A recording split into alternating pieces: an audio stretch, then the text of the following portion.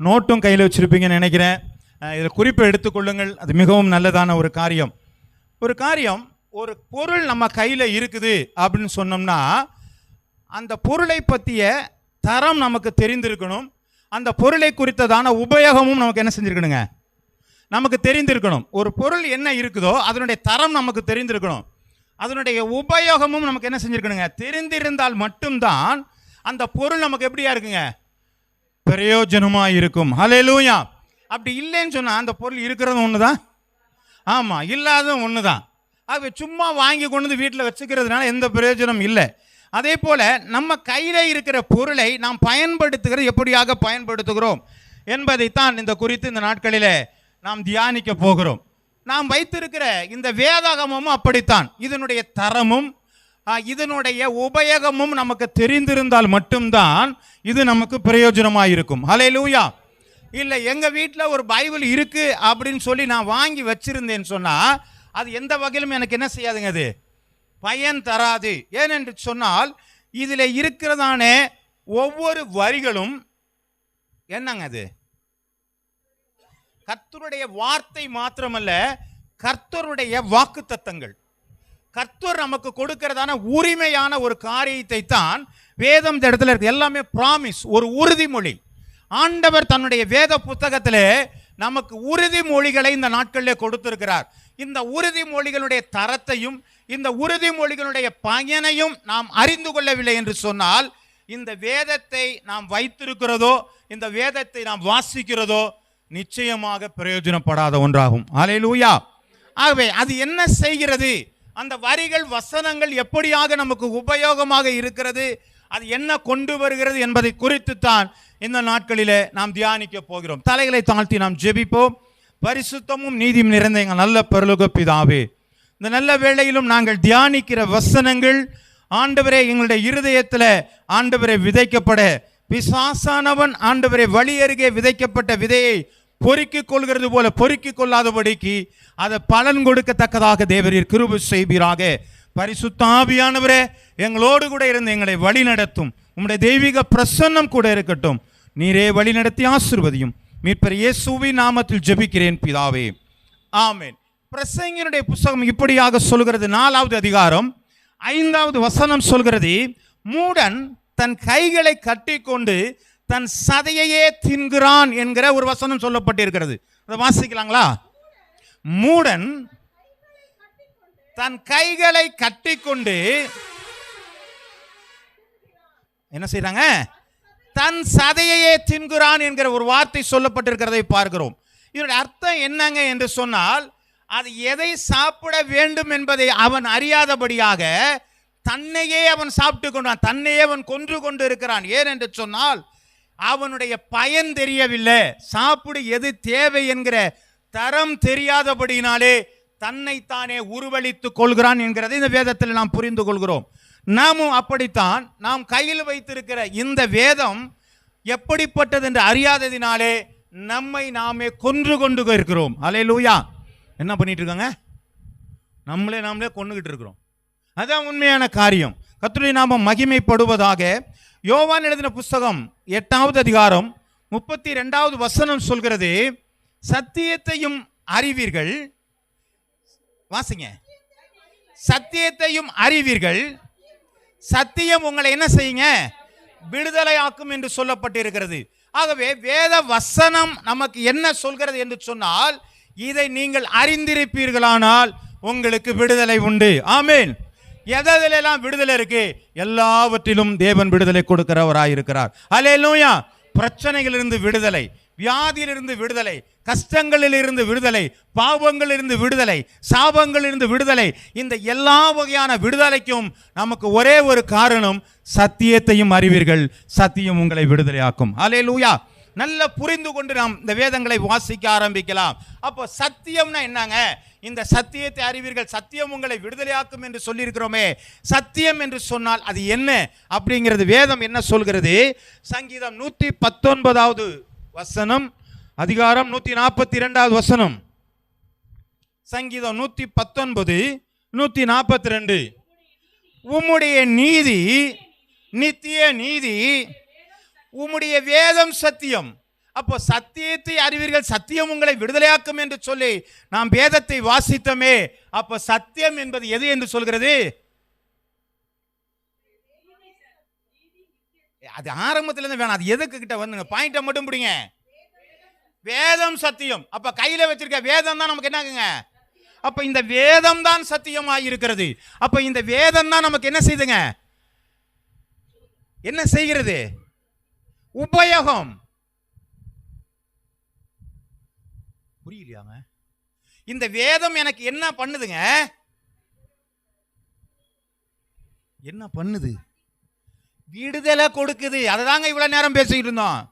சத்தியத்தையும் அறிவீர்கள். பாருங்க, நீங்க எங்கேயோ போயிடாதீங்க. இந்த வசனத்தோட வந்தீங்கன்னா தான் இது உபயோகமாக இருக்கும். அப்போ சத்தியம் உங்களை விடுதலை கொடுக்கும் என்று சொன்னால் இந்த வேதம் தான் உங்களுக்கு என்ன செய்யறதுங்க? விடுதலை கொடுக்கிறதா இருக்கிறது. வசனத்தை வாசிக்கலாம். யோவான் எழுதின புஸ்தகம் 17வது அதிகாரம் 17வது வசனம். வேதம் சத்தியம் மட்டுமல்லங்க, உம்முடைய சத்தியத்தினாலே அவைகளை பரிசுத்தமாக்கும். உம்முடைய வசனமே சத்தியம். எது சத்தியங்க? வசனம்னா என்ன, வேதம்னா என்னங்க?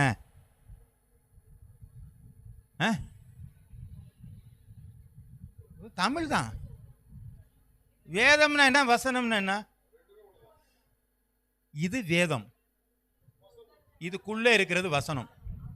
இப்போ புரியுதுங்களா? இது வேதம், இது சத்தியங்கிறாங்க. இது மட்டும்தான் சத்தியமா? இல்லப்பா, இதுக்குள்ள இருக்கிற வசனமும் சத்தியமா இருக்கிறது. ஹல்லேலூயா. 2 சாமுவேலுக்கு எழுதின புஸ்தகம் 7வது அதிகாரம் 28வது வசனம். 2 சாமுவேல் 7:28.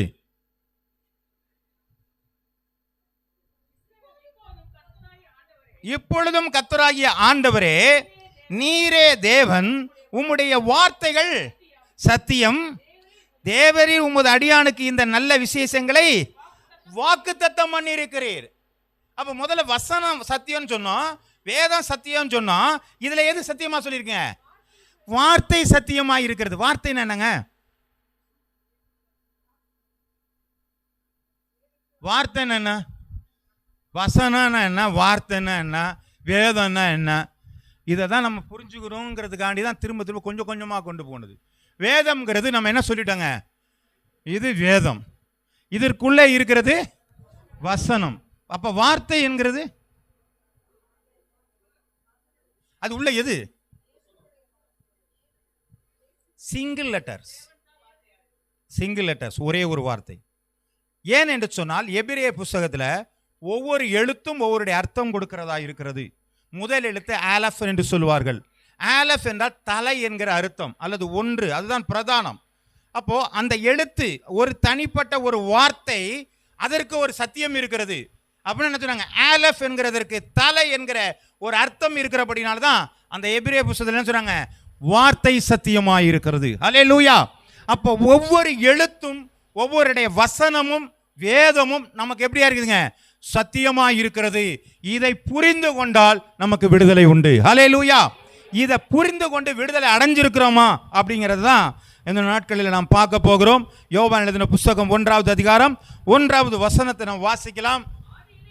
ஆதியிலே வார்த்தை இருந்தது, அந்த வார்த்தை தேவனிடத்தில் இருந்தது, அந்த வார்த்தை தேவனாகவே இருக்கிறது.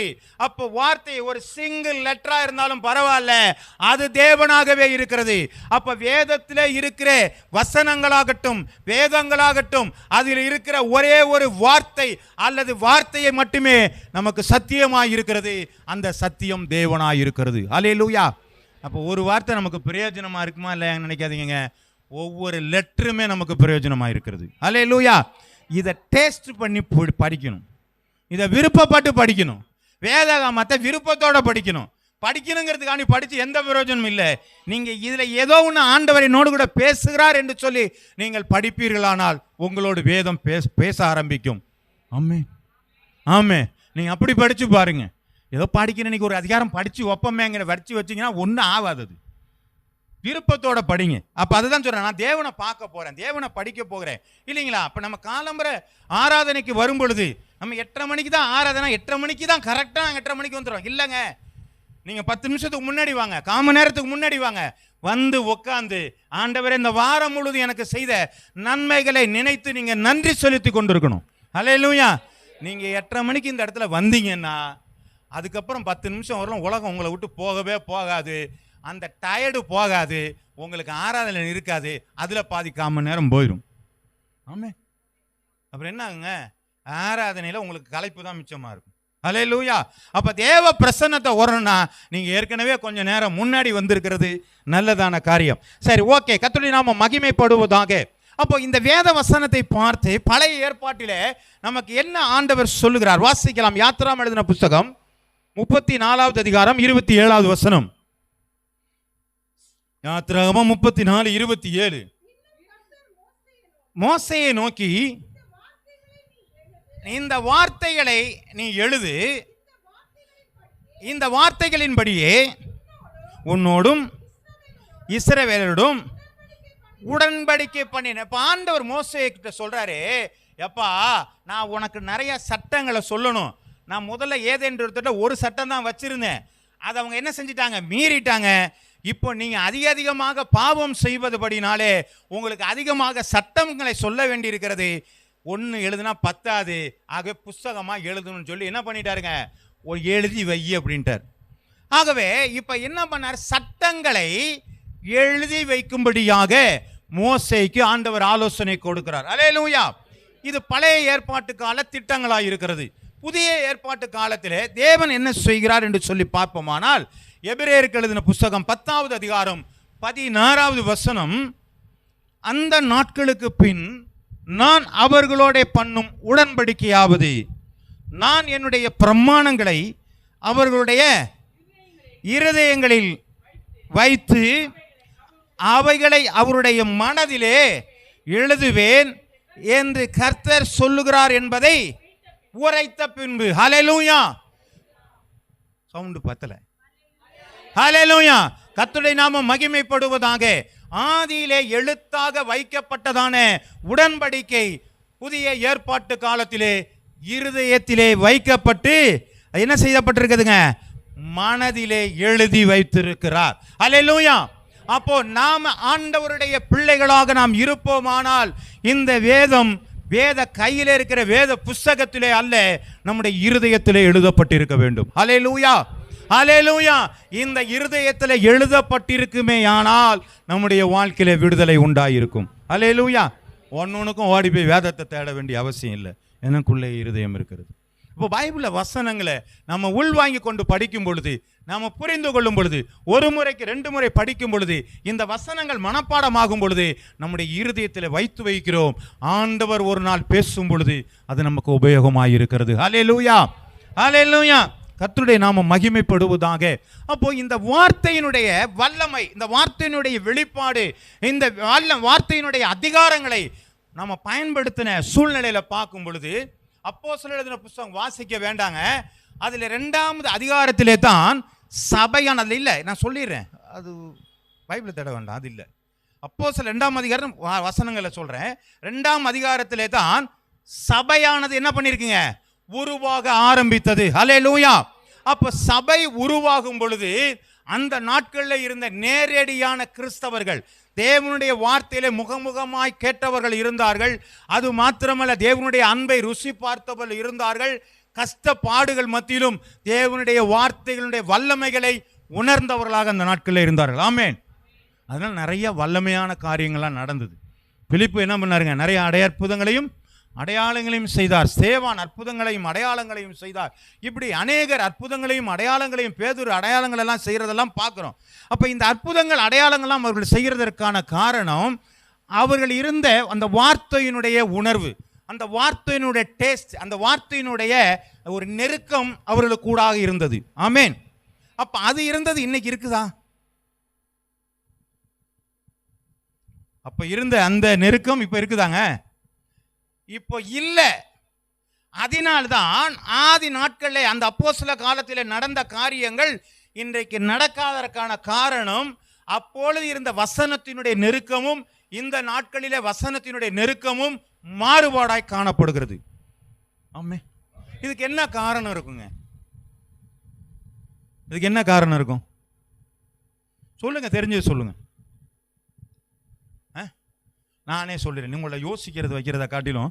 ஏன்னா ரொம்ப யோசிச்சு மூளை என்ன பண்ணக்கூடாதுங்க, கஷ்டப்படுத்தக்கூடாது. அப்படித்தானா? அப்படித்தானுங்களா? சொல்லுங்களேன்.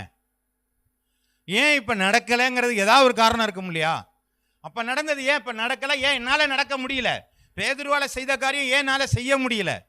ஸ்தேவான செய்த காரியம் ஏன் என்னால செய்ய முடியல? சொல்லுங்களேன். விசுவாசம் அது யாருக்கிட்ட இல்ல? அப்போ மாற வேண்டியது யாரு?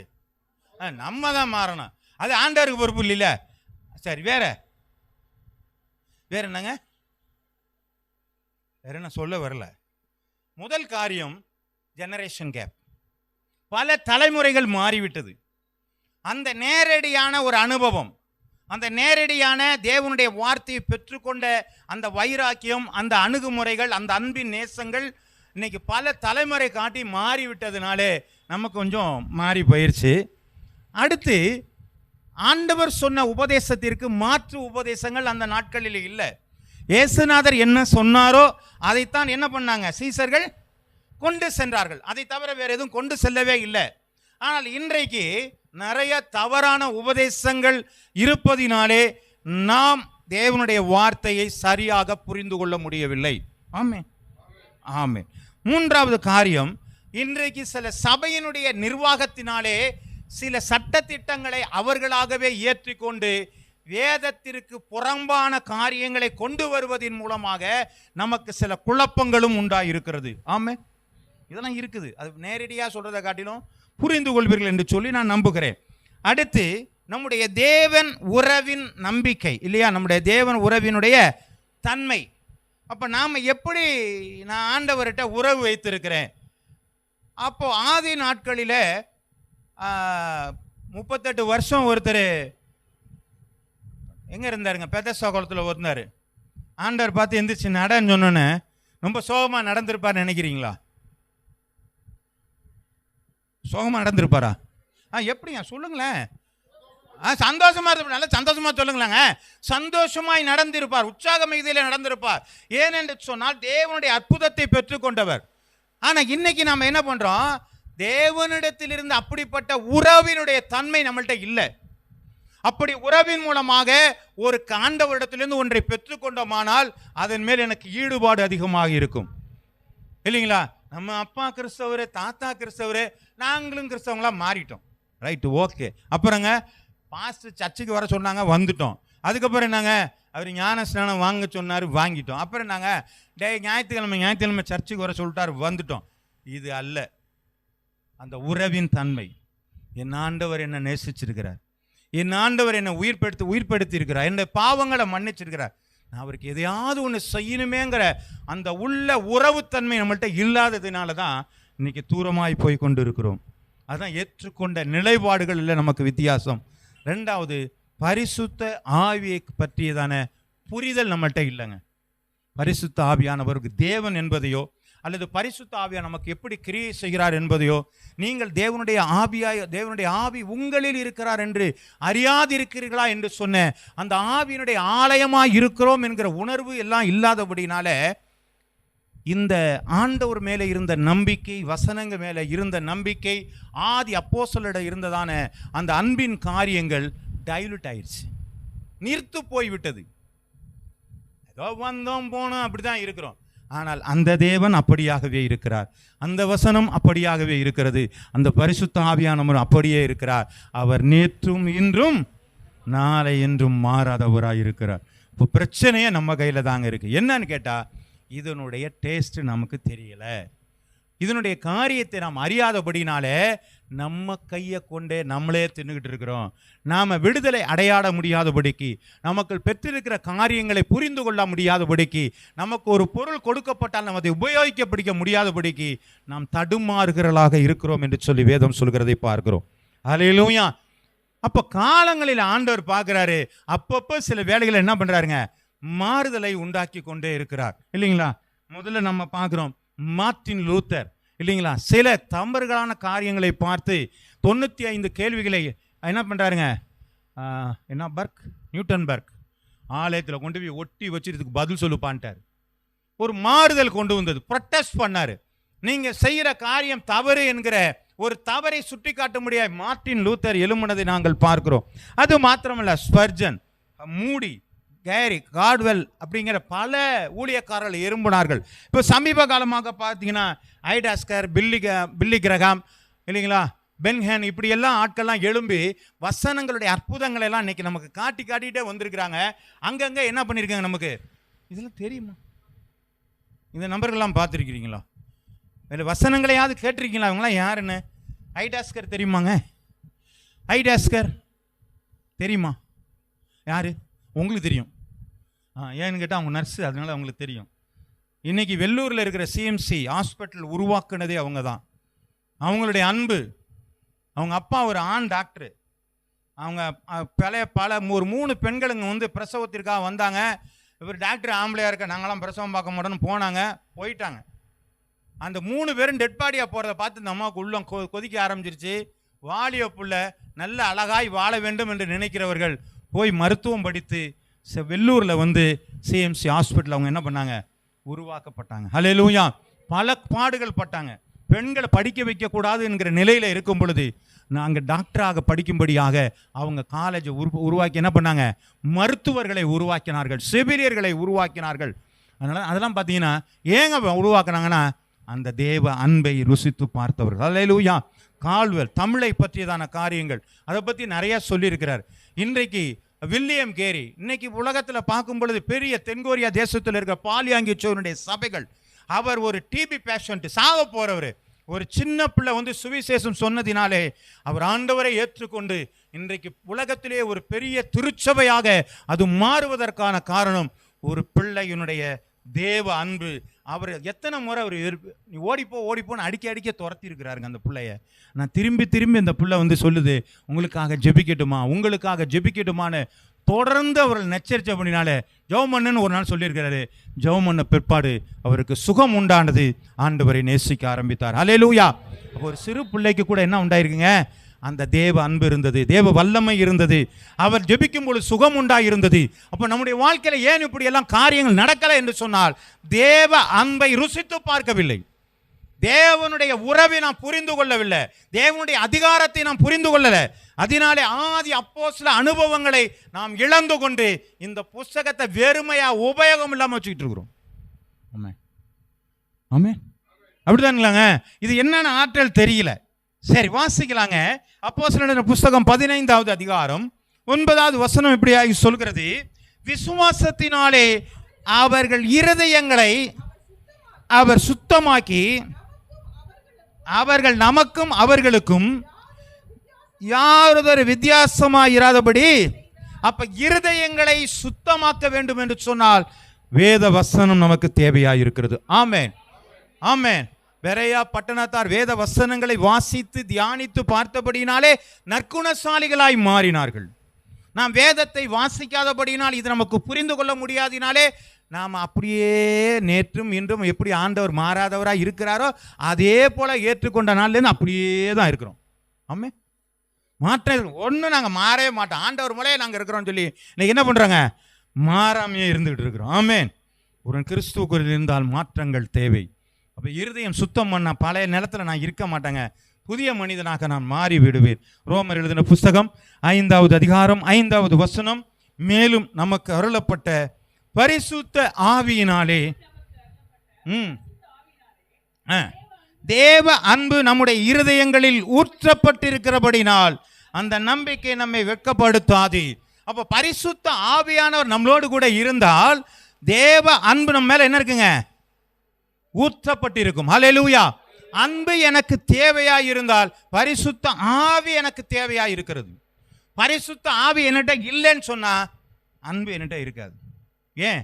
அது கனி. அன்பு சகலத்தையும் மூடும், சகலத்தையும் சகிக்கும். அன்பு இருமாப்பா இராது, பெருமை பொய் சொல்லாது. ஆண்டவருடைய வேதம் இப்படியாகத்தான் சொல்கிறது. நீங்க பரிசுத்த ஆவி இல்லைன்னு சொன்னா உங்கள்கிட்ட அன்பு இல்லைன்னு அர்த்தம், கனிகள் இல்லை என்று சொல்லி அர்த்தமாய் மாறுகிறது. ரோமர் 8வது அதிகாரம் 27வது வசனம், ஆவியானவர்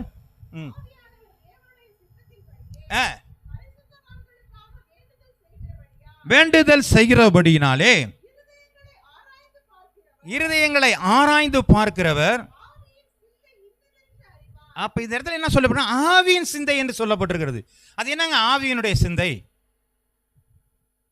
நமக்கு என்ன சிந்தை இருக்கிறது? உலக சிந்தைன்னு சொன்னோம். உலகத்தை பற்றியே நேசிச்சுட்டு இருக்கிறோம்.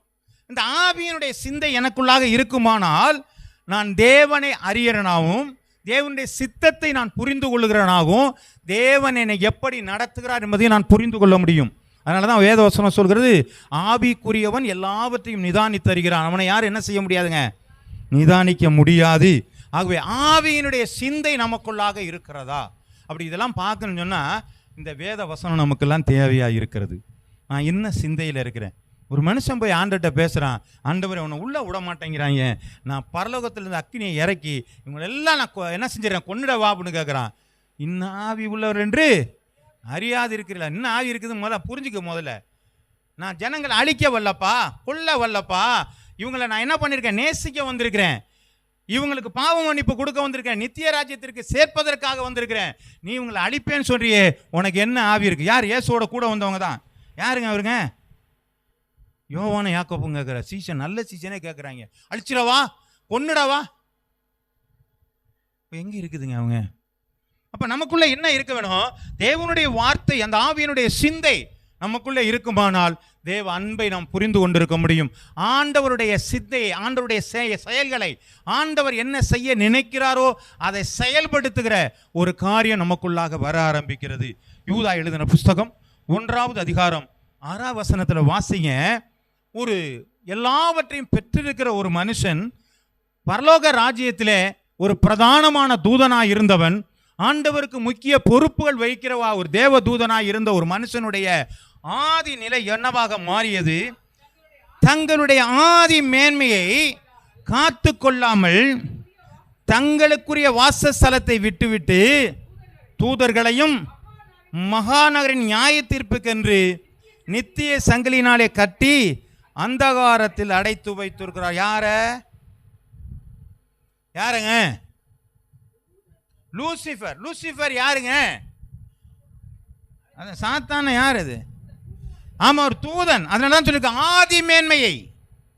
ஆதி நாட்களில் பரலோகத்தில் முக்கியமான பிரதான தூதனாக இருந்தாருங்க. அவர் தான் காரியதரிசி, ஆண்டவருக்கு பர்சனல் செக்ரட்டரி அவர் தான்.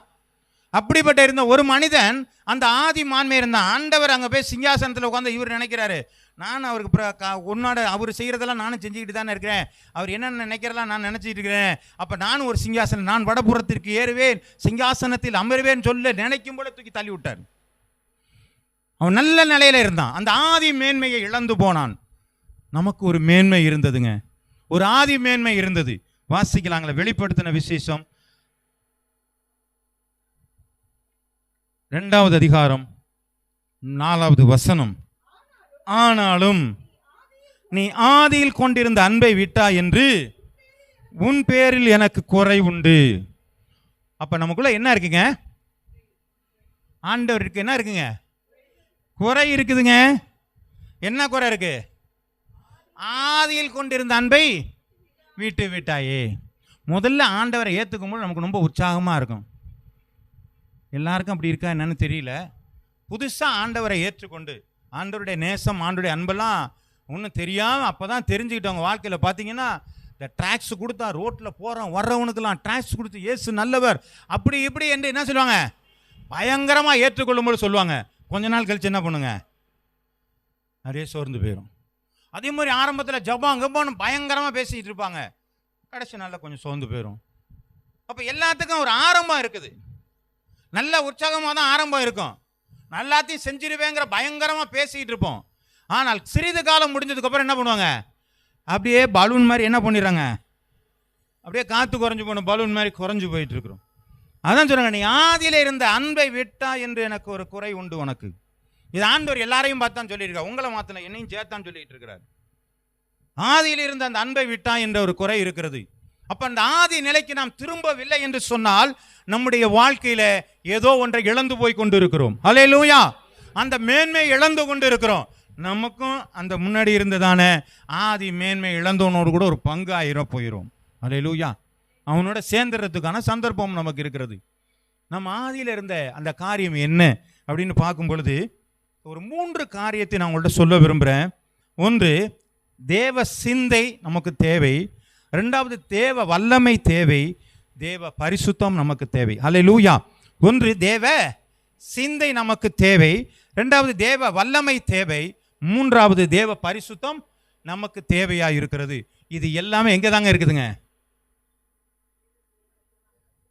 வேத வசனத்திலே, வேதத்திலே, வேத வார்த்தையில தான் நமக்கு இருக்குது. இதை நாம் பயன்படுத்திக் கொள்கிறோமா? அல்லேலூயா. சரி, பிலிப்பியர் எழுதின புஸ்தகம் 2வது அதிகாரம் 5வது வசனம் வாசிங்க. கிறிஸ்து இயேசுவில் இருக்கிற சிந்தையே உங்களிலும் இருக்க கடவுது. என்ன இருக்கணுமாங்க?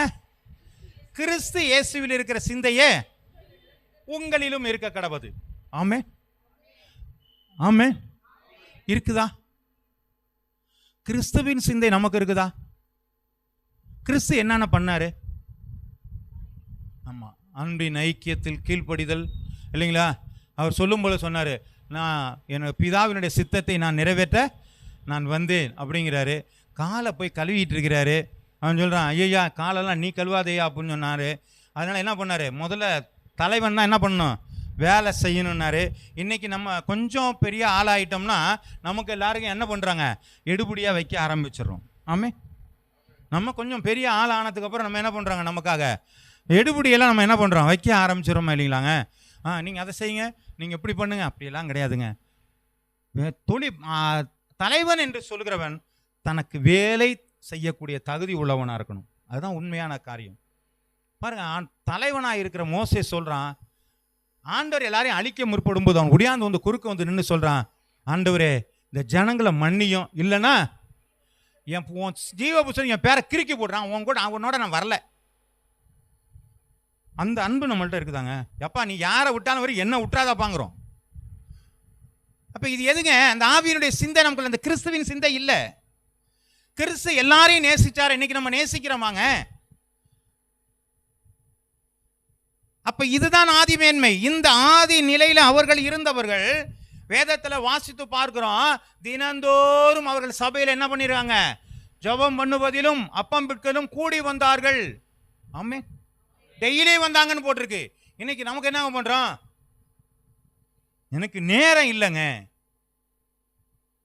எனக்கு டெய்லி சர்ச்சுக்கு வர்றதுக்கு எனக்கு நேரம் இல்லை. ஆனா அன்னைக்கு வந்து அவங்களுக்கு நேரம் இருந்தது. ஏன்? அவங்க ஆண்டவருடைய அன்பை ருசித்து பார்த்துனாங்க. டெய்லி வந்து ஆண்டவருக்கு அன்பை சொல்லலாம், அவங்களுக்கு தூக்கம் வர மாட்டேங்குது. நெருக்கத்தில் ஆண்டவர் ஆராதிச்சாங்க, மலை முகட்டுகளில் ஆரம்பிச்சாங்க, குகைகளில் ஆண்டவர் ஆராதிச்சாங்க. ஏன்? ஆண்டவருடைய அன்பு அவர்களை நெருக்கி ஏவினபடினால் ஆராதனையை விட்டுவிட மனதல்லாதபடிக்கு டெய்லி வந்தாங்க. இன்னைக்கு ஞாயிற்றுக்கிழமை வர்றதுக்கு நம்ம ஜெபம் பண்ண வேண்டியிருக்கு. ஆண்டவரே சபையில் உள்ள அத்தனை ஜனங்களும் ஆராதனைக்கு வரணும், அப்படியும் 2 பேர் ஆப்சென்ட். புரியுதுங்களா? ஏன் அந்த நிலைக்கு வரல? ஏன் அந்த அற்புதங்கள் நமக்கு நடக்கலைன்னு சொன்னா, நம்ம முதல்ல இருந்த ஆதியினுடைய அன்பை நாம் ருசித்து பார்க்கவில்லை. இயேசு கிறிஸ்துவினுடைய சிந்தை நம்மிடத்தில் இல்லைங்க. அவர் மனதுருகிற தேவனாய் இருந்தார். ஆமே, எல்லாரும் பிரசங்கம் பண்ணிட்டு இருந்தாங்க, பிரசங்கம் கேட்டு இருந்தாங்க. எல்லாரும் பிரசங்கத்தை கேட்டால் அவங்களுக்கு ஆண்டவருக்கு ஒரு யோசனை வந்துச்சு, இவ்வளவு நாளுக்கு பிரசங்கத்தை கேட்டுக்காங்க, பசிக்கும்ல. ஆமே, என்ன செஞ்சாருங்க? அப்போ அவங்கள்ட்ட என்னப்பா இருக்கு? எல்லாருக்கும் சாப்பாடு கொடுத்து அனுப்பணும்ப்பா. இதுதாங்க கிறிஸ்துவின் சிந்தை. நம்ம வீட்டு வாசலில் வந்து நிற்கிற ஒருவனுக்கு சாப்பாடு இல்லை, பரவாயில்ல, ஒரு 5 ரூபானாவது கொடுப்ப முடியுமாங்க? அந்த சிந்தை தான் கிறிஸ்துவின் சிந்தை. அல்லேலூயா, அல்லேலூயா. இந்த சிந்தையை தாங்க உருவாக்குகிறது வேத வசனம். ஆமென். இந்த சிந்தை தான் தேவனிடத்தில் இருந்தது. ஆமென். அல்லேலூயா, அல்லேலூயா. அங்கே குஷ்டரோகிகளை பார்த்து அவர் சுகமாக்குகிறாருங்க. பெரும்பாடுள்ள ஸ்திரியை சுகமாக்குகிறாருங்க. பாவிகளை மன்னிக்கிறார். ஒரு உபச்சாரத்தில் கண்டுபிடிக்கப்பட்ட ஒரு மனுஷியை கொண்டு அவர்கிட்ட முன்னாடி போட்டுட்டு அவங்க என்ன கேட்குறாங்க? நியாயப்பிரமாணத்தின்படியா கல்லெறிந்து கொள்ளப்பட வேண்டும்னா. உண்மையிலே என்ன பண்ணுங்க? இவரு நியாயப்பிரமாணத்தில் உள்ளவர் தான். கல்லெறிஞ்சவங்க ஆமாம்மா கல்லெறிஞ்சு கொள்ளண்டாரு. ஆனால் என்ன சொன்னாருங்க அவரு? அந்த தெய்வீக சிந்தை என்ன சொன்னது? நீ பாவம் செய்யலைன்னா கல்லை உடுப்பான்ட்டார். ஆனால் அப்போ அது வரலாம் என்ன பண்ணிட்டு இருந்தாங்க? தப்பு பண்ணவனுக்கு தண்டனை பாவம் செய்கிறவனை கொடுத்துக்கிட்டு இருந்தான். இப்ப இவர் என்ன சொல்லிட்டாரு, நீ பரிசுத்தம் இருந்தா பரவாயில்லப்பா, நீ தண்டனை கொடு, உன்கிட்ட பரிசுத்தம்லாம் நீ எப்படி தண்டனை கொடுப்பேன்னு மாத்திட்டாரு. அதுதான் தேவ சிந்தை. ஆனா நம்மள்ட்ட பரிசுத்தமும் இல்லை, ஆனா அடுத்தவங்களை பத்தி என்ன பண்ணிடுறாங்க, கண்டம் பண்ணி கொண்டு இருக்கிறோம். இவர்கள் சரியில்லை, இவர்கள் பேசுவது சரியில்லை, இவர்கள் நடக்கையிலே சரியில்லை, இவர்கள் தகாதவர்கள். நாம கண்டிக்கிறோமே, உன் கண்ணில் இருக்கிற உத்தரத்தை விட்டு உன் எதிராளிடத்தில் இருக்கிற துரும்பை நோக்கி பார்த்து கொண்டிருக்கிறோமே, இதை குறித்து தான் ஆண்டவருடைய தேவ சிந்தை என்று சொல்லப்பட்டிருக்கிறது. அல்லேலூயா, அல்லேலூயா. அவர் எல்லாரையும் மன்னிக்கிறவருங்க, அவர் எல்லாரையும் நேசிக்கிறவர். அதனால தான் தன்னுடைய பாடுகளும் கடைசி தன்னுடைய ஜீவனை போகும்பொழுது கூட இவர்கள் செய்கிறது என்னது என்று அறியாது இருக்கிறார்களே. எவ்வளோ நேசிக்கிற ஒரு அன்பு இருக்குதுங்க. அந்த அன்பு நம்ம இடத்துல இருந்ததா? ஆனால் ஆதியில் இருந்திருக்குங்க. வாசிக்கலாங்க. அப்போஸ்தலர் எழுதின புஸ்தகம் 7வது அதிகாரம் 60வது வசனத்தை நாங்கள் வாசித்து பார்க்கலாம். அப்போஸ்தலர் 7:60. அவனோ முழங்கால் படியிட்டு, ஆண்டவரே இவர்கள் மேல் இந்த பாவத்தை சுமத்தாயிரும் என்று மிகுந்த சத்தமிட்டு சொன்னான். இப்படி சொல்லி நித்திரை அடைந்தான். ஆயசநாதர் மாதிரியே இவரும் சொன்னாரு. கல்லறிய போற நேரத்தில் இவன் பார்த்து சொல்றான், ஆண்டவரே இவர்கள் இந்த பாவத்தை சுமத்தாதீங்க, என்னை கொல்ல போறாங்க, என் பாவத்தை அவங்க மேல சுமத்தாதீங்க. அந்த எண்ணம் இருந்ததுனால தாங்க அவனால் அற்புதம் செய்ய முடிஞ்சிச்சு. அல்லேலூயா. அந்த அன்பு இருந்த, அந்த தேவ சிந்தை இருந்ததுனால தான் தன்னை சாவுக்கு ஒப்பு கொடுக்க முடிந்தது. சீசர்கள் எல்லாம் சாவை பற்றி கவலைப்படாமல் இருந்தான்னு சொன்னா, சுவிசேஷத்திற்காக எங்கள் ஜீவனையும் விட ஆயத்தமாக இருக்கிறோம் என்கிற ஆதி அந்த அன்பு இருந்ததினால தான் அவர்களுடைய கரங்களிலே அற்புதம் நடந்தது. இன்னைக்கு ஒரு சுவிசேஷத்தை பக்கத்தில் இருக்கிறவங்கள்ட்ட இயேசு நல்லவர் என்பதை சொல்லிக் கொடுக்க ஒரு போதகர் தேவையாக இருக்கிறார். அதற்கு ஒரு எழுப்புதல் கூட்டங்கள் தேவையாக இருக்கிறது. சொல்லிக் கொடுப்பதற்கான அநேக காரியங்களாக இருக்கிறாமே. அல்லேலூயா, ஆமென். ஏன் சொல்ல மாட்டேங்கிறாங்க? ஒரு சின்ன சம்பவத்தை சொல்கிறேன். இந்த ப்ரேயர் வாக்கு போகும்பொழுது, இப்படி போகும்பொழுது ஒரு தெருவுக்குள்ளே போகிறேன். ஒரு 2 ஹஸ்பண்ட் ஒய்ஃப் நின்றுட்டு இருக்காங்க. வாங்க பாஸ்டர்னாங்க. எனக்கு தூக்கி வாரி போட்டுருச்சு. என்னடா சம்மந்தம் இல்லாமல் நம்மளை கூப்பிட்றாங்களேன்னு சொல்லிட்டு பார்த்தானே, அவங்க நீங்கள் வேறு யாரையோ எதிர்பார்க்குறீங்க, நான் அல்ல, அது நான் பாஸ்டர் தான், ஆனால் நான் இந்த சபையினுடைய பாஸ்டர், நீங்கள் எதிர்பார்க்குற பாஸ்டர் இல்லைன்னு சொல்லிட்டு, இவங்க எதிர்பார்க்குற பாஸ்டர் இவங்க தான் அப்படின்னு உனக்கு கண்டுபிடிச்சிட்டேன். இவங்க தான் ஒரு பாஸ்டர் வருவாருங்க, அவர் வேறு மாதிரி இருப்பார், அடையாளத்தை சொல்லிட்டு வந்துட்டேன். அப்போ அவருக்கு சொல்லிக் கொடுத்தது யாருன்னு சொன்னால், அவரோடு கூட வேலை செய்கிற ஒருவர் அவருக்கு அந்த போதகரை அறிமுகப்படுத்தி இருக்கிறார். அப்போ அந்த சகோதரி சொல்கிறாங்க, எங்களோட வேலை பார்க்குற அத்தனை பேருக்கும் எங்கள் அந்த பாஸ்டர் போய் வீட்டில் போய் ஜெபம் பண்ணிட்டு வந்துட்டாராம். ஆமென். ஒரு நபர் தன்னோட வேலை பார்க்குற அத்தனை பேர் வீட்டுக்கும் அவர் அழைச்சி கொண்டு போய் ஜெபம் பண்ணி வச்சிருக்கிறார். அப்போ தனித்தாளாக ஒவ்வொரு மனிதனும் தனியாக சுவிசேஷம் சொல்லாதபடிக்கு ஒரு பெரிய அறுவடை உண்டாகாது. ஆமென். இன்னைக்கு உங்களை நேசித்து பாருங்க, ஒருவரையாவது நான் சுவிசேஷத்தை அறிவித்து அவர்களுக்காக ஜெபம் பண்ணி அவர்களுக்காக நான் உபவாசித்து இன்னைக்கு ஞானஸ்நான வரையிலும் நான் நடத்தி இருக்கிறேன் அப்படின்னு உங்களுக்குள்ள யாராவது சாட்சி சொல்ல முடியுமா? அப்படி சொல்வீர்கள் ஆனால் அந்த தேவ சிந்தை உங்களிடத்தில் இருக்கிறது. இல்லை என்று சொன்னால் நீங்கள் எங்கேயோ உங்களுடைய காரியத்தை பயன்படுத்தாமல் விட்டுவிட்டீர்கள். நீங்கள் உங்கள் கைகளையே நீங்கள் தின்று கொண்டு இருக்கிறீர்கள். அல்லேலூயா, ஆமென். நான் சொல்றது புரியுதுங்களாங்க? அந்த சிந்தை இருந்துச்சுன்னா இன்னைக்கு அநேகர் ஆண்டவருக்குள்ளே கொண்டு வரலாங்க. ஆண்டவருடைய சிந்தை என்னன்னு சொன்னால், ஒருவரும் கெட்டு போகக்கூடாது என்கிற சிந்தை, எல்லாரும் தேவராஜ்யத்திற்கு வர வேண்டும் என்கிற சிந்தை. இந்த சிந்தை நமக்குள்ளே இருந்துச்சுன்னா இன்னைக்கு எப்பொழுவோ இந்த பகுதி ரட்சிக்கப்பட்டிருக்கும், இந்த சபை நிறைந்திருக்கும். நம்ம இன்னைக்கு ஒவ்வொருத்தரையாக கேட்டுக்கொண்டிருக்க வேண்டிய நிலை ஏற்பட்டு இருக்காது. ஆண்டவர் பெரிய காரியங்களை செய்திருப்பார். அல்லேலூயா, அல்லேலூயா. இப்போ முதல்ல நமக்கு என்ன வேணும்னா, இந்த தேவ சிந்தை வேணும். இந்த சிந்தையை நம்ம பார்க்கணும்னு சொன்னால் இந்த வேதத்தில் தான் பார்க்கணும். இதில் தான் தேவன் தெரிகிறார், இதில் தான் அவருடைய வார்த்தை இருக்கிறது, இவர் தான் அவருடைய வெளிப்பாடு இருக்கிறது, இதில் தான் அவருடைய சித்தம் இருக்கிறது, இதில் தான் அவருடைய சிந்தை இருக்கிறது, இதில் தான் அவருடைய நடக்கை இருக்கிறது. இதை தெரியாமல் தேவ சிந்தை நமக்கு வராது. ஆமென், ஆமென். ரெண்டாவது ஒரு காரியம், தேவ வல்லமை. ஆமென். தேவனுக்கென்று வல்லமை இருந்தது. ஆதி அப்போஸ்தலர் காலங்களிலே அவர்கள் வல்லமையான காரியங்களை செய்தார்கள். பேதுரு தனக்குள்ளாக இருக்கிற ஒரு ஆண்டவரை குறித்து அவன் சொல்கிறான், அவன் எனக்குள்ளதே இருக்கிறது உனக்கு நான் தருகிறேன் என்று சொல்லி வல்லமையினுடைய காரியங்களை கொடுக்கிறதை பார்க்கிறோம். வாசிங்கள் யோவான் எழுதின புஸ்தகம் 1வது அதிகாரம் 12வது வசனம்.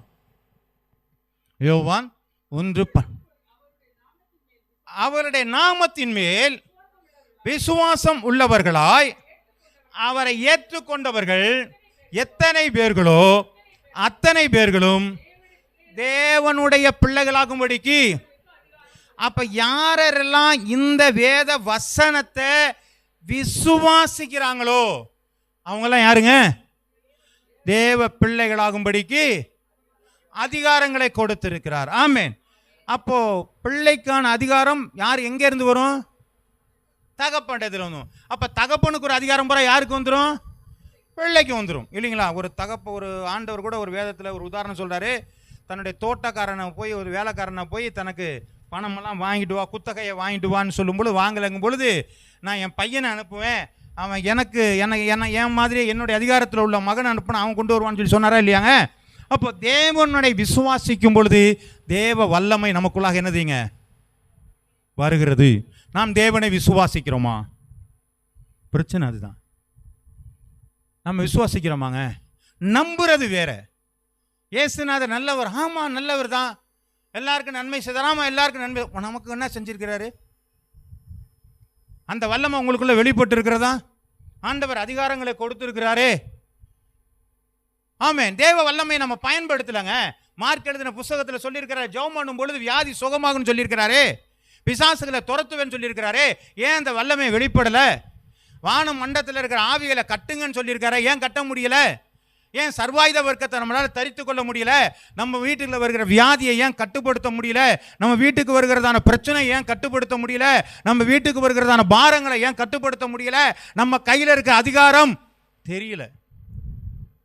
உங்க கையில AK-47 பீரங்கியா கொடுத்தாலும் உங்களுக்கு என்ன பண்ணுதுங்க? அது உங்க எதிராளி உங்களால ஒன்றும் பண்ண முடியாது. ஏன்? அது சும்மா தான் கிடக்கும், அது இயக்கவே உங்களுக்கு தெரியாது. அப்போ நம்ம எதிராளியை தாக்கும்படியாக, எதிராளிகளை அழிக்கும்படியாக, எதிராளிகள்கிட்ட இருக்கிற பிரச்சனையிலிருந்து நம்மளை தப்புவிக்கும்படியாக தேவன் நமக்கு வல்லமைகளை கொடுத்திருக்கிறார், வரங்களை கொடுத்திருக்கிறார், அதிகாரங்களை கொடுத்திருக்கிறார். பயன்படுத்த முடியலங்க.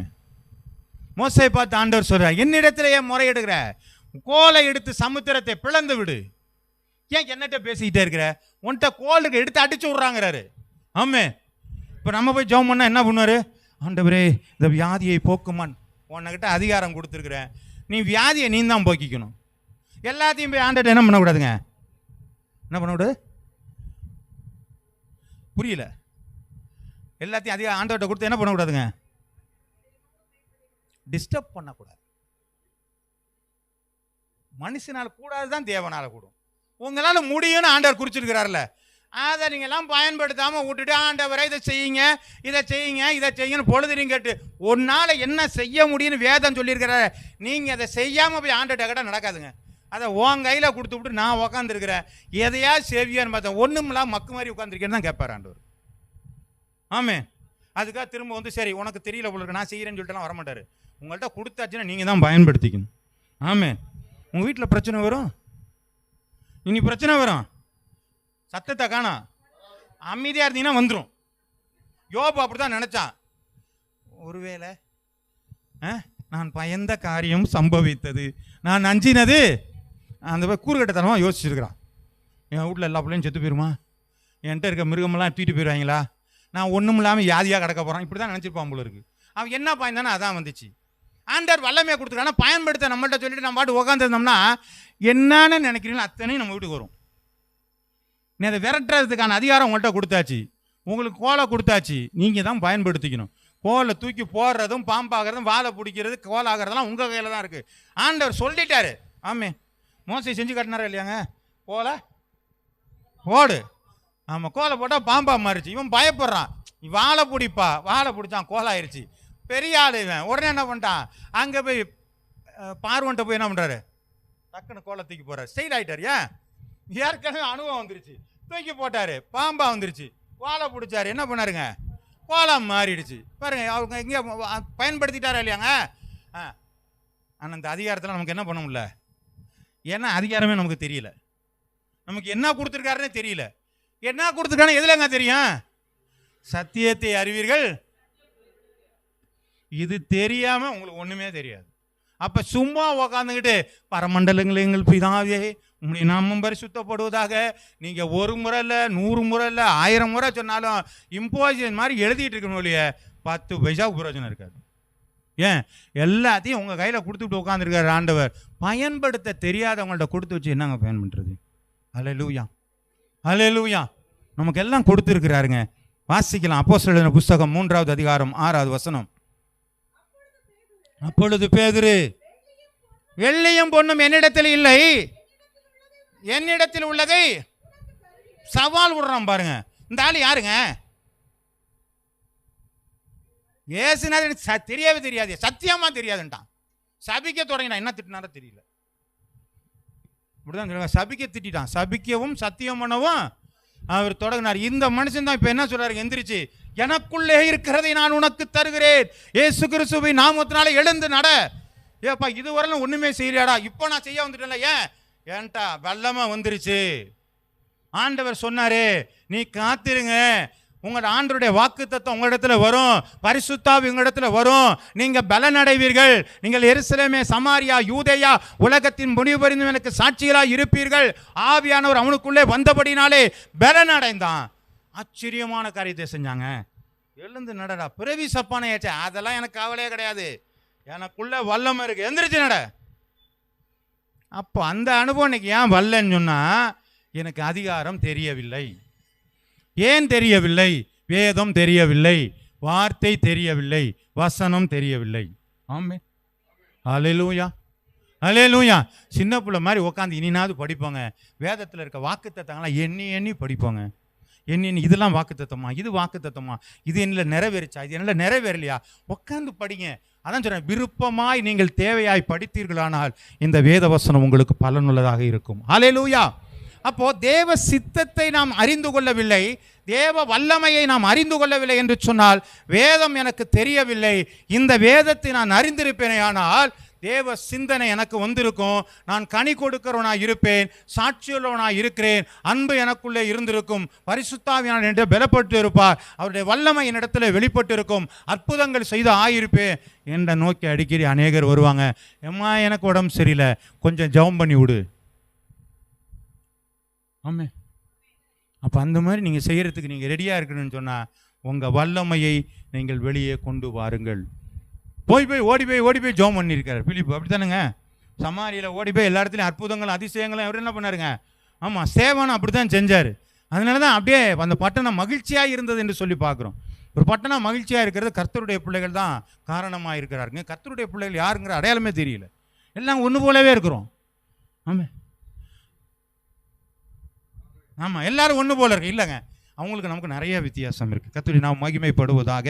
நாம் வாசிக்கலாம். 1 பேதுரு 1வது அதிகாரம் 16வது வசனம். 1 பேதுரு 1:16. நான் பரிசுத்தர்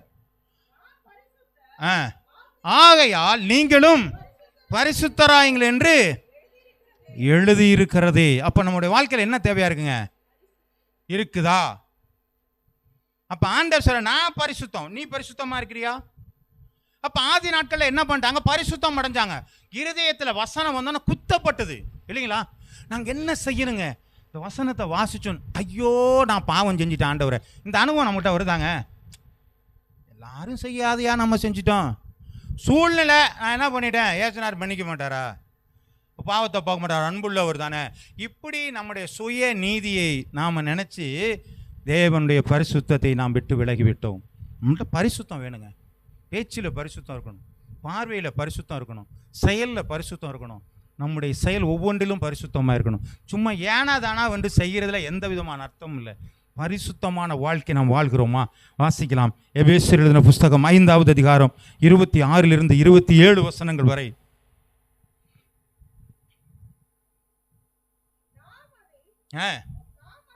திருவசனத்தை கொண்டு தண்ணீர் முழுக்கினாலே சுத்திகரித்து பரிசுத்தமாக்குவதற்கும் கரைதிரை முதலான ஒன்றும் இல்லாமல் பரிசுத்தமும் பிழையற்றதுமான மகிமையுள்ள சபையாக அதை தமக்கு முன் நிறுத்திக் கொள்வதற்காக தம்மை தாமே அதற்காக ஒப்பு கொடுத்தார். அப்போ இயேசுநாதர் வந்தது யாருன்னு சொன்னா, எல்லாருக்கும் ஒரு கடவுள் இருக்கு, எனக்கு ஒரு கடவுள் தேவைங்கிறதுக்காக வரல.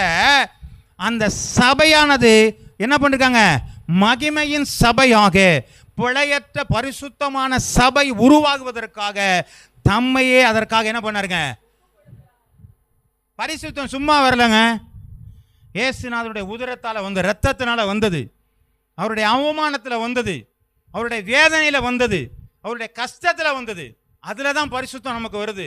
நம்ம ஈஸியாக நம்ம பரிசுத்தம், ஆண்டவரே ஆண்டவருடைய சமூகத்தில் வந்துட்டு, ஆண்டவரே இந்த இடத்துல என்ன பாவங்களை எங்களை கழுவும் ஆண்டவரே, நீர் கழுவீர் என்பதை நாங்கள் நிச்சயித்திருக்கிறோம். இப்படியே சொல்லிவிட்டு நீங்களே மாற்றிட்டு போகாதீங்க. உங்களுக்குள்ள ஒரு உணர்வு வரணும், உங்களுக்குள்ள ஒரு உணர்வு வரணும். மத்தியானம் பசிக்குது, சாப்பிட போகிறோம், கொஞ்சம் சாப்பிட்டோம், 2வது முறை சாப்பிட்டோம், மோர் ஊற்றிக்க போகிறோம், சாப்பிட்றோம். நம்ம சாப்பாடு இன்னும் கொஞ்சம் கேட்குதா, என்ன பண்ணுங்க? ஆமாம், குழம்பு சாதம் ரசம் மோர் எல்லாம் சாப்பிட்டதுக்கப்புறம் என்ன பண்ணுதுங்க, அடுத்த வேலைக்கு ரெடி ஆகிட்டாங்குதா, என்ன சொல்லுதுங்க, போதும் அப்பா வயிறு ஃபுல்லாகிடுச்சுப்பா, இதுக்கு மேலாம் சாப்பிட முடியாது. ஒரு நிறைவு வருது இல்லைங்களா, ஒரு உணர்வு வருதா இல்லையாங்க? உங்களுக்கு அந்த மாதிரி பரிசுத்தம்ங்கிற உணர்வு வந்துருக்குறாங்க. நீங்கள் ஆண்டவர்கிட்ட எல்லாத்தையும் அறிக்கையிட்றீங்க, நம்ம செஞ்ச தப்பெல்லாம் சொல்லிட்டு இருக்கிறீங்க. சொன்னதுக்கு அப்புறம் இந்த பசி எல்லாம் அடங்கிருச்சு, நான் இப்போ எல்லாம் திருப்தியாக இருக்கிறேங்கிறது போல நம்முடைய இருதயத்தில் ஒரு திருப்தி இருக்குங்களாங்க. இந்த உணர்வு வந்தாதான் நீங்கள் பரிசுத்தம் ஆயிட்டீங்கன்னு அர்த்தம். சும்மா வாயால் நீங்கள் ஆண்டவரே எங்களை பரிசுத்தம் திருப்பி உங்கள் ரத்தத்தினாலே கழுவும் ஆண்டவரே, சோத்திரம் ஆண்டவரே அப்படின்னு சொல்லி இப்படி போகிறது கிடையாது. இந்த சுக்காந்து சாப்பிட்டா தான் நமக்கு போகும்பொழுது அப்படிங்கிற ஒரு வயிறு சாப்பிட்டு போனோம், சாப்பிட்ட மாதிரி இருக்குமா? உட்காந்து சாப்பிடும்போது வயிறு நிறைஞ்சு போயிடும். அதே போல தான் உட்காந்து ஆண்டவர்கிட்ட பரிசுத்தத்தை பற்றி நீங்கள் ஆண்டவர்கிட்ட பேசும்பொழுது பாவங்கள் அறிக்கிட்டா உங்கள் பரிசுத்தம் உங்களுடைய இருதயத்தை நிறைவாக வைத்திருக்கும், ஒரு தெளிவை வச்சுருக்கும், ஒரு அமைதியை வச்சுருக்கும். பாருங்கள், அந்த திருப்தி வர்ற வரல உங்கள்கிட்ட பரிசுத்தம் வருங்க. அப்படி பரிசுத்தம் வந்தால்தான் உங்களுக்குள்ள பரிசுத்தம் வந்தது. இதுதான் ஆண்டவர் எதிர்பார்க்குறார். வசனம் பார்த்தா குத்தப்பட்டுச்சு, ஐயோ நான் என்ன பண்ண போகிறேன், என்ன செய்யணும்? நீ மனம் திரும்பி நீங்கள் ஞான ஸ்நானம் விடுங்கள், பரிசுத்த ஆவியினுடைய வரங்களை பெறுவீர்கள். ஆலோசனை வருதுங்க. அந்த வசனம் குத்தப்பட்டுனா அடுத்த நிலைக்கு அவங்கள தள்ளி விட்டுறாங்க. நீ மனம் திரும்பு, நீ ஞானஸ்நானம் வாங்க, அப்போ அதான் பரிசுத்தம். நீ மனம் திரும்பி பரிசுத்தம் ஆக வேண்டும் என்கிற மனம் திரும்பி நீ ஞானஸ்நானம் வாங்கணும், உடன்படிக்கை பண்ணு, அதான் உன்னை பரிசுத்தத்தில் கொண்டு போகும். அப்போ நீங்கள் பரிசுத்தம் இல்லாமல் தேவனை தரிசிப்பது கூடாத காரியம். ஆமென். அப்போ பரிசுத்த தேவனை தரிசிக்கிறதே கூடாத காரியமாக இருந்தால் தேவனோடு கூட எப்போ போய் இருக்க போகிறோம்? அப்போ வேத வசனம் சொல்கிறது பரிசுத்தத்தை பற்றி சொல்லி கொண்டிருக்கிறது, தேவ சிந்தையை பற்றி சொல்லி கொண்டிருக்கிறது, தேவ வல்லமையை குறித்து சொல்லி கொண்டிருக்கிறது. இந்த காரியங்கள் நம்மிடத்தில் இல்லை என்று சொன்னால் நாம் பலனற்றவர்களாக, வலிமையற்றவர்களாக, பிசாசுக்கு நாம் என்ன பண்ணுறாங்க, அடிமையாக நாம் மாறி விடுகிறோம். நாம் எந்த ஒரு காரியத்தை எடுத்தாலும் அது ஒன்றுக்கும் பிரயோஜனம் இல்லை. ஆமென். வாசிக்கலாம். உபாகம் எழுதின புஸ்தகம் 10வது அதிகாரம் 12 - 13. மாறுவதற்கான வழி என்னன்னா இதான். இப்பொழுது இஸ்ரவேலே, நீ உன் தேவனாகிய கர்த்தருக்கு பயந்து அவர் வழிகளில் எல்லாம் நடந்து அவரிடத்திலே அன்பு கூர்ந்து உன் முழு இருதயத்தோடும் உன் முழு ஆத்துமாவோடும் உன் தேவனாகிய கர்த்தரை சேவித்து நான் இன்று உனக்கு கற்பிக்கிற கர்த்தருடைய கற்பனைகளையும் அவருடைய கட்டளைகளையும் உனக்கு நன்மை உண்டாக்கும்படி கைக்கொள்ள வேண்டும் என்பதை அல்லாமல் வேற எதை உன் தேவனாகிய கர்த்தர் உன்னிடத்திலே கேட்கிறார். அல்லேலூயா. உங்கள்கிட்ட என்ன கேட்குறாருன்னு ஆண்டவருடைய வேத வசனம் வந்துருச்சு. இந்த வசனம் தெரிஞ்சாதான் ஆண்டவர் என்கிட்ட என்ன பேசுகிறாருன்னு தெரிஞ்சு போகும். திரும்பி போய் வீட்டில் உட்கார்ந்து வைங்க. நமக்கு பயந்து நடந்து அன்பு கூர்ந்து சேவித்து கற்பனைகளை கை கொண்டு அதை தாங்க ஆண்டவர் கேட்குறாரு. கடைசியாக ஒரு வசனத்தை வாசிக்கலாங்க. அப்போஸ்தலர் எழுதின புஸ்தகம் 9வது அதிகாரம் 6வது வசனத்தை எடுத்து வாசிக்கிறோம். வாசிங்க. அவன் நடுங்கி திகைத்து, ஆண்டவரே நான் என்ன செய்ய சித்தமாய் இருக்கிறீர் என்றான். அதற்கு கர்த்தர், நீ எழுந்து பட்டணத்திற்குள்ளே போ, நீ செய்ய வேண்டியது அங்கே உனக்கு சொல்லப்படும். நம்ம ஆண்டவருடைய பிள்ளை என்று சொன்னால் இது ஒன்று தான் நம்ம செய்யணும். பைபிளுக்கு முன்னாடி நீங்கள் உட்காந்து நான் என்ன செய்ய சித்தமாக இருக்கிறேன் என்று உங்களை ஒப்படைச்சு நீங்கள் பைபிளை படிங்க. அந்த தேவ சிந்தையை நீங்கள் உணர்ந்து கொள்ளுவீர்கள், தேவனுடைய வல்லமையை உணர்ந்து கொள்வீர்கள், தேவனுடைய பரிசுத்தத்தை நீங்கள் உணர்ந்து கொள்வீர்கள்.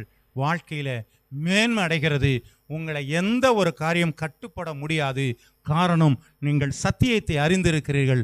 சத்தியம் உங்களை விடுதலையாக்கும். அல்லேலூயா, அல்லேலூயா, ஆமென், ஆமென். இப்போ நம்மளாம் யாருங்க? அதிகாரம் உள்ளவர்களாக இருக்கிறோம். உங்கள் அதிகாரத்தை நீங்கள் பயன்படுத்த ஆரம்பியுங்கள். இதுவரையிலும் நடத்தலைன்னா பரவாயில்லைங்க. இனிமே வேதத்தில் உங்களை பற்றி என்னென்ன அதிகாரம் கொடுத்துருக்கோ அந்த அதிகாரத்தை நீங்கள் பயன்படுத்துவீர்களானால் உங்களுடைய வாழ்க்கையில் நீங்கள் மேன்மை அடைவீர்கள்.